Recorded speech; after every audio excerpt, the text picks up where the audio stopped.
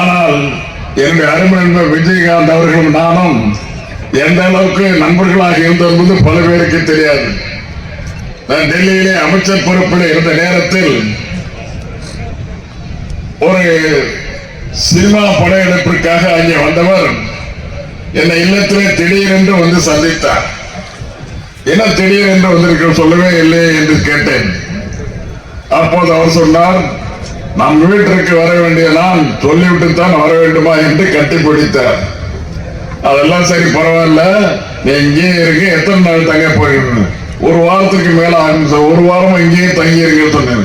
அப்படிலாம் தங்க முடியாது சொன்னார். தங்கலன்னா பரவாயில்ல, சாப்பிட்டுட்டாலும் போங்க, வந்து சாப்பிட்டு போங்க, எங்க வேணாலும் தங்கி உங்களுக்கு வசதியான இடத்துல தங்கிக் கொள்ளுங்கள், ஆனா சாப்பாட்டுக்கு மட்டும் இங்க வந்துருக்க சொன்னேன். அதே போல மத்தியானம் 1 மணிக்கு நான் அங்கேருந்து வருவேன், என்னுடைய அலுவலகத்திலிருந்து வருவேன். அதே போல அவரும் ஷூட்டிங்ல இருந்து எப்படியோ வந்துடுவார்.